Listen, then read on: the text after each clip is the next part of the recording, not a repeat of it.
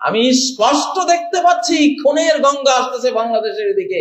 আওয়ামী লীগ ফ্যাসিবাদীরা ওখানে বসে বসে জাতি হত্যার ষড়যন্ত্র করছে। এদের নিষিদ্ধ করতেই হবে। এই এদের নিষিদ্ধ না করার অর্থ হলো কোটি কোটি বাংলাদেশকে হত্যার ষড়যন্ত্রে যোগ দেয়া।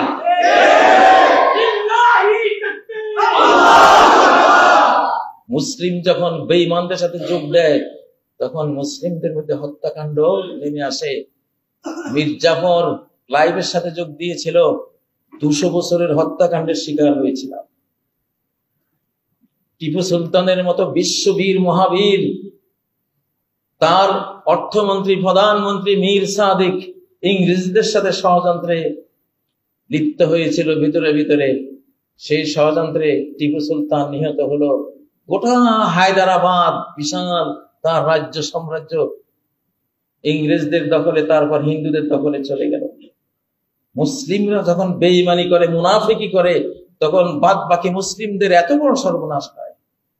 বাগদাদে 18 লক্ষ মুসলিম নিহত হয়েছিল। সারা বিশ্বের মুহাদ্দিস, সারা বিশ্বের ফকিহ, আইনজ্ঞ, রাষ্ট্র পরিচালনাকারী বিশ্ব নেতৃবৃন্দ, এইরকম 18 লক্ষ মুসলমান জবাই হয়েছিল। কার ষড়যন্ত্রে? এই আওয়ামী ফ্যাসিবাদীদের মতো 2 ফ্যাসিবাদী, ইবনুল আলকামি আর নাসিরউদ্দিন তুসি, এই 2টা হালাকু খানকে বলেছিল হামলা করো, আমরা আছি তোমার সাথে।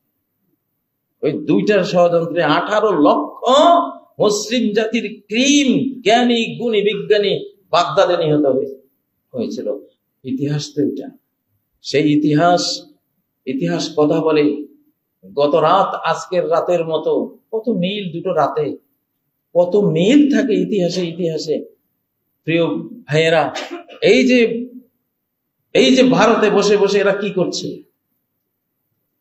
নাসিরউদ্দিন তুসির আলকামি যদি 18 লক্ষ মুসলমানকে একটা শহরে খুন করে থাকে, এত অল্প জনসংখ্যার মধ্যে, আর 45,000 আওয়ামী ফ্যাসিবাদী চরম মুসলিম বিদ্বেষী হিন্দু জঙ্গিদের সাথে ওখানে গিয়ে রাখি বন্ধনে আবদ্ধ হয়েছে। ওখানে এরা কত কোটি মানুষের হত্যার পরিকল্পনা করে বসে আছে ওখানে। এদের নাম নিশানায় বাংলার জমিন থেকে মুছে ফেলবো আমরা। আল্লাহ আমাদের সাথে আছেন। ফ্যাসিবাদী আওয়ামী লীগ এটা ভারতের আওয়ামী লীগ, এটা বাংলাদেশের কোন দল নয়। ভারতের দল, এরা মোদির দল, এরা বিজেপি, আরএসএস, এরা খুনি। আমাদের সীমান্তে আয়োজন করে বসে আছে,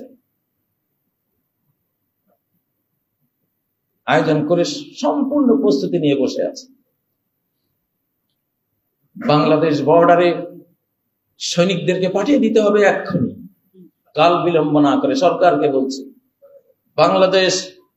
বাংলাদেশে তুরস্ক, চীন, পাকিস্তান সহ আরো শক্তিশালী মুসলিম বিশ্বের ঘাঁটি আমাদের পার্বত্য চট্টগ্রামে দিতে হবে ইনশাআল্লাহ। এখন এশিয়া মহাদেশের নেতৃত্বের যুগ। এশিয়া মহাদেশ নেতৃত্ব দেবে, ভিন্ন কোন মহাদেশের কারো এখানে নাক গলানোর কোনো প্রয়োজন নেই।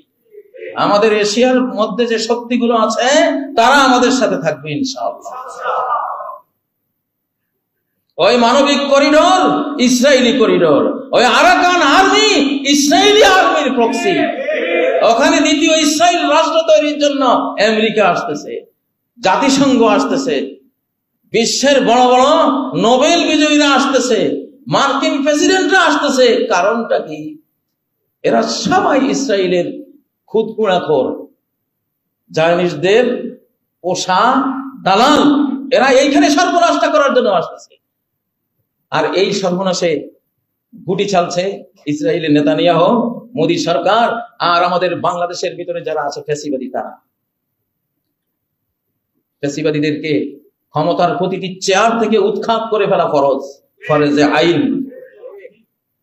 ভণ্ড নবীদের সঙ্গ যারা দিয়েছিল তাদেরকে দমন করার পরে হযরত ওমর গোটা মুসলিম জাহানে আইন দিয়েছিলেন, যারা বিদ্রোহ করেছিল নবীজির বিরুদ্ধে, ইসলামের বিরুদ্ধে, তারা যত বড় তওবাই করো কোন নেতৃত্বের আসনে ওরা থাকতে পারবে না।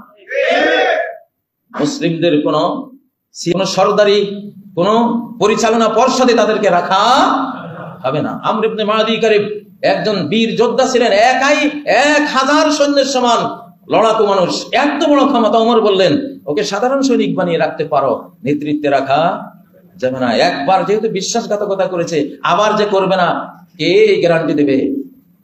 অতএব ডক্টর ইউনূস সরকার বেছে বেছে গত ফ্যাসিবাদী আমলে কারা ভারতের হয়ে এই বাংলাদেশের সর্বনাশ করেছে, তাদের প্রতিটি পদ পদবি থেকে, চেয়ার থেকে যদি উৎখাত না করেন, আর যদি এই বাংলাদেশে কোনো হত্যাকাণ্ড হয়, আপনাকে আমরা ক্ষমা করব না।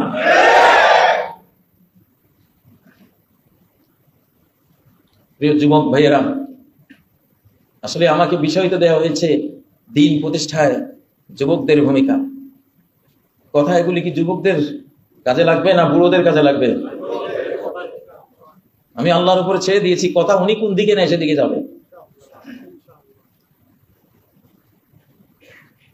এখন খাঁটি মুসলিম হওয়ার সময়, ওরা খাঁটি কাফের। হিন্দুত্ববাদীরা এখন খাঁটি হিন্দু। দেখেন না কিভাবে মোদী সরকার নমস্কার দেয়, নিজ হাতে মূর্তি বানিয়ে কিভাবে মোছে, কিভাবে শুয়ে পড়ে, কিভাবে বসে পড়ে, সেই যেন মূর্তি পূজার ধর্মগুরু। এতটা কট্টর হিন্দুত্ববাদী ধার্মিক সে। নেতানিয়াহু তার ওল্ড টেস্টামেন্ট তাওরাত কিতাব ছাড়া কোনো কথাই বলে না, কিন্তু সে তো জানে না তার ইহুদি রেবাইরা, ধর্মগুরুরা সবকিছু মিথ্যা লিখে রেখেছে। ওই মিথ্যার উপরে তারা কত কট্টর, গোটা বিশ্ব গারদ করে দিচ্ছে মিথ্যা ধর্মের উপরে। তারপরেও তারা খাঁটি ধার্মিক, মিথ্যা ধর্মের খাঁটি ধার্মিক। ওরা ধর্মটা মিথ্যা, কিন্তু মিথ্যাটাকে তারা খাঁটি ভাবে গ্রহণ করে, তারা মানে। আজকে খ্রিস্টানরাও খাঁটি খ্রিস্টান, তারা বাইবেল মেনে চলে। ক্রুশের যুদ্ধ বুশ ঘোষণা করেছিল, এটা দ্বিতীয় ক্রুসেড, এটা ধর্মযুদ্ধ। সিঁদুর পরিয়ে অপারেশন সিঁদুর, এটা তো সিঁদুর একটা ধর্মীয় সিম্বল। মোদি অপারেশন সিঁদুর নাম দিয়ে ইসলামের বিরুদ্ধে যুদ্ধ ঘোষণা করেছে, এটা ধর্মযুদ্ধ, এটা ধর্মযুদ্ধ। তার সাথে জিন, শয়তান, ইবলিসের হাজার হাজার কোটি বিলিয়ন বিলিয়ন বাহিনী তার সাথে আছে। আমরাও কি শয়তান হয়ে শয়তানি বাহিনীর বিরুদ্ধে যুদ্ধ করতে গেলে আমরা পারবো? আমরা পাশে নিতে হবে ফেরেশতাদেরকে। আমরা আমাদের ধর্মে হইতে হবে সীসা ঢালা প্রাচীরের মতো ঐক্যবদ্ধ। ইসলামকে মানতে হবে হৃদয়ের গভীর থেকে, হৃদয়ের গভীর থেকে। কল্লা জাকার থাক, কালেমা লা ইলাহা ইল্লাল্লাহ মুখে নিয়েছে তো নিয়েছি, এই পথেই এগোতেই থাকবো, এক পা পিছিয়ে যাওয়ার কোনো সুযোগ আমাদের নাই। খাঁটি মুসলিম হন, খাঁটি মুসলিম। খাঁটি মুসলিম হতে কি লাগে? আগে একটা মন লাগে, লা ইলাহা ইল্লাল্লাহকে বোঝা লাগে। আমার এই মনোজগতে, আমার এই মনের ভেতরে, আমার মনের ভাব যতটুকু আমি পোষণ করি, সবটুকু আমার আল্লাহ। আমার এই অন্তর জগতে যতটুকু প্রেম, প্রীতি, ভালোবাসা আল্লাহ আমাকে দিয়েছেন, সবটুকু আল্লাহ। আমার ভিতরে তাওয়াক্কুল, ভরসা যেইটুকু আছে, সবটুকু আল্লাহ। আমার টাকা পয়সা আমার হাতের মুঠে থাকবে, আমার এই মাটির পৃথিবী আমার পায়ের নিচে থাকবে, আমার স্ত্রী পরিজন, আমার পূর্বপুরুষের মায়া, আমার সন্তান সন্ততির মায়া, আমার স্ত্রী পরিবারের মায়া, আমার ভাই বোনাদের মায়া, আমার পুত্র সম্প্রদায়ের মায়া, আমার সম্পদের প্রতি মায়া, আমার যে নয়নাবিরাম বাসভবন আছে সেই বাসভবনের মায়া, আমার যে ব্যবসা বাণিজ্য আছে এসব ব্যবসা বাণিজ্যের প্রতি আমার যে দুর্বলতা, মায়া, এগুলি সব পিছনে আল্লাহর প্রতি যে মায়া, যে ভালোবাসা, এটা থাকবে সবার ঊর্ধ্বে, সবার। কুল ইন কানা আবাউকুম ওয়া আবনাউকুম ওয়া আজওয়াজুকুম ওয়া ইখওয়ানুকুম ওয়া আজওয়াজুকুম ওয়া আশীরাতুকুম ওয়া আমওয়ালুন ইকতারাফতুমুহা ওয়া তিজারাতুন তাখশাউনা কাসাদা ওয়া মাসাকিন তারদাউনাহা। এই যে 8টা জিনিস আমি যেগুলি বললাম, এই মায়াগুলো যদি তোমাদের অন্তরে বেশি হয়, মিনাল্লাহি ওয়া রাসূলিহি, আল্লাহ রাসূলের থেকে যদি এই 8 জিনিসের মায়া বেশি করো, ওয়া জিহাদিন ফি সাবিলিহি, আল্লাহর পথে যুদ্ধ করার থেকে এগুলো নিয়ে পড়ে থাকে যদি বেশি ভালো লাগে, ফাতারাব্বাসু, তাহলে অপেক্ষায় থাকো, হাত্তা ইয়াতি আল্লাহু বিআমরি, আল্লাহ তার শাস্তির অর্ডার নাজিল করা পর্যন্ত অপেক্ষায় থাকো। আল্লাহু লা ইয়াহদিল কওমাল ফাসিকিন, ফাসিক সম্প্রদায়কে আল্লাহ হেদায়েত করেন না। আসলেই তো এই 8 জিনিসের মায়া আমাদেরকে শেষ করে দিয়েছে। সূরা তাওবার 24 নম্বর আয়াতটি খুলে বাড়িতে গিয়ে দেখবেন আল্লাহ কি বলছেন। সূরা তাওবার 24 নম্বর আয়াতটি তেলাওয়াত করলাম। এই মায়ামোহ থেকে মনটাকে পরিষ্কার করে মনের ভিতরে শুধু আল্লাহ 99 নাম ডাউনলোড করে নিন। মনের ভিতরে আল্লাহ 99 নামের মর্ম সেটা ডাউনলোড করে নিন। তাওহীদ একত্ববাদ, আল্লাহর জন্যই পৃথিবীতে আসা, আল্লাহর জন্যই বেঁচে থাকা, আল্লাহর জন্যই এই মসজিদে সালাত পড়তে আসা, আল্লাহর জন্যই যত ত্যাগ তিতিক্ষা কুরবানি, সে সব এক স্রষ্টার জন্যই আমরা ঘোষণা করে রেখেছি, কুল ইন্না সলাতি ওয়া নুসুকি ওয়া মাহইয়ায়া ওয়া মামাতি লিল্লাহি রাব্বিল আলামিন। এটাই সেই শক্তি, যেই শক্তি ভিতরে আসলে হাতের ইশারায় চাঁদ দুটুকরা হয়ে যাবে। এটা যেই শক্তি, সেই শক্তি যদি হৃদয় জগতে আসে, তাহলে একটি প্রার্থনায় একটি বিশাল বাহিনী নাস্তানাবুদ হয়ে যাবে। এটাই সেই শক্তি, সেই শক্তি ভিতরে থাকলে অগ্নিকুণ্ডে ফেলে দিলে আগুন গুলি গুলজার হয়ে যাবে। এটাই সেই শক্তি, সেই শক্তি যদি অন্তরে থাকে, তাহলে মশক বাহিনী দিয়ে আমার জন্য নমরুদ বাহিনীকে আল্লাহ খুন করিয়ে দেবে। এইটাই সেই শক্তি। এই শক্তিকে মোকাবেলা করার কোনো উইপন্স, কোনো অস্ত্র পৃথিবীর কোনো অস্ত্র ভান্ডারে নাই, আজও নাই। প্রিয় ভাইয়েরা, শাহজালাল তাওহীদের শক্তি দিয়েই গৌর গোবিন্দকে পরাস্ত করেছিলেন। আল্লাহু আকবার ধ্বনির ছোটে, ধ্বনির কম্পনে তার প্রাসাদ ভেঙ্গে পড়েছিল। সাহাবীদের আল্লাহু আকবার ধ্বনির কম্পনে ইতিহাস সাক্ষী রোমান সৈনিকদের ব্যারাকের বিল্ডিং ভেঙ্গে পড়ে গিয়েছিল। বন্দী সাহাবীদের আল্লাহু আকবার ধ্বনিতে গোটা সেনা ব্যারাক থরথর করে কেঁপে ভূমিকম্প তৈরি হয়েছিল। আল্লাহু আকবার ধ্বনির কম্পনেই মুসলিম গ্রামে হত্যাকাণ্ড ঘটাবার জন্য ধেয়ে আসা হিন্দুদের নৌকা উল্টে গিয়ে এই ভারতে ডুবে গিয়েছিল। সেই তাকবীর, লিল্লাহি তাকবীর, আল্লাহু আকবার। আমরা আল্লাহকে দিয়ে লড়ি। ভারতের মোদী সরকার, ইসরায়েলের নেতানিয়াহু সরকার, তোমাদের পিছনে গোপন সাঙ্গপাঙ্গ যারা আছো, তোমরা তোমাদের অস্ত্রের ক্ষমতা দেখছো, তোমরা আমাদের সর্বশক্তিমানের ক্ষমতা দেখো নাই। আমরা অস্ত্র হাতে নেই বটে, আমাদের মূল যুদ্ধ আল্লাহকে দিয়ে আমরা করি।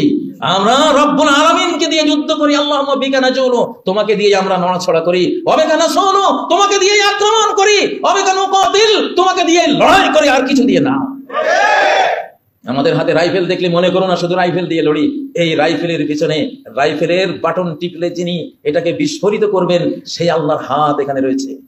আমাদের হাতে যদি কোনো ক্ষেপণাস্ত্র থাকে, মোদী সরকার, তোমার বুঝতে হবে এই ক্ষেপণাস্ত্রের ট্রিগারের বাটনের পিছনে আকাশের মালিক, মহাবিশ্বের মালিকের হাত ক্রিয়াশীল রয়েছে। ইয়াদুল্লাহি ফাওকা আইদিহিম, এদের হাতের উপরে আল্লাহর হাত ক্রিয়াশীল রয়েছে। আমার রামাইতা ইয রামাইতা ওয়ালাকিন্নাল্লাহ রামা। হে মুহাম্মদ, শাহাদিল উজু বলে এক মুষ্টি বালি তুমি যখন নিক্ষেপ করেছিলে, তুমি নিক্ষেপ করনি, প্রকৃত অর্থে আল্লাহ নিক্ষেপ করেছিল। ফালাম তাকতুলুহুম ওয়ালাকিন্নাল্লাহ কাতালাহুম, অস্ত্র দিয়ে বাহ্যিক দেখেছো তোমরা মেরেছো, তোমরা হত্যা করেছো, না, প্রকৃত অর্থে তোমরা হত্যা করনি। ওয়ালাকিন্নাল্লাহ কাতালাহুম, আল্লাহ নিজস্ব হস্তে তাদের হত্যা করেছে। এখানে হত্যাকারী আল্লাহ, এখানে যুদ্ধ আল্লাহ, এখানে কমান্ডার ইন চিফ স্বয়ং রব্বুল আলামিন আল্লাহ। এখানে যুদ্ধ আল্লাহকে দিয়ে হয়, এখানে যুদ্ধ অস্ত্র দিয়ে হয় না। অস্ত্র দুনিয়ার নিয়মে একটা থাকে, ফাত্তাকু আ'আদুলাহুম মাস্তাতা'তুম, যা পারো এক মুঠি বালি হলেও রেডি করো। ওই বালি দিয়ে ট্যাঙ্ক উড়িয়ে দেবো আমি, ওই বালি দিয়ে আমি ট্যাঙ্ক উড়িয়ে দেবো। মোদী সরকার, তুমি 33 কোটি দেবদেবী নিয়ে লড়াই করতে এসেছো, আমরা জানি। আমরা জানি পাক ভারতে যুদ্ধ ইসলাম আর কুফরের যুদ্ধ শুরু হয়েছে, এটা গলা বেশাই দিকে। আমরা জানি এই যুদ্ধ মুসা আর ফেরাউনের যুদ্ধ, এখানে ফেরাউনকে ডুবতেই হবে, মুসাকে বিজয় হতেই হবে ইনশাআল্লাহ। আমরা জানি পাক ভারত যুদ্ধ এটা ইব্রাহিম আর নমরুদের যুদ্ধ। এখানে ইব্রাহিমের বাহিনী যদি মশক বাহিনী হয়, তবুও নমরুদকে পরাস্ত হতে হবে, নমরুদকেও মরতে হবে। এই যুদ্ধ গাজওয়াতুল হিন্দের রূপ নেবে চক্ষের পলকে, পুরোপুরি ধর্মযুদ্ধের রূপ নিয়ে নেবে। এটা রাষ্ট্রযুদ্ধে থাকবে না, এই যুদ্ধ ছড়িয়ে যাবে গোটা পৃথিবীতে। কারণ গোটা পৃথিবীর পাপ এখন এক, গোটা পৃথিবীর প্রযুক্তি এক, গোটা পৃথিবীর পণ্য এক, গোটা পৃথিবীর গুনাহ এক, গোটা পৃথিবীর বেহায়াপনা এক, গোটা পৃথিবীর হারামখুরি এক, গোটা পৃথিবীর ব্যবসা বাণিজ্য এক, গোটা পৃথিবীর সবকিছু যেহেতু এক, এই জন্য শাস্তি যেটা আসবে সেটাও একভাবে গোটা পৃথিবীকে গ্রাস করে নেবে।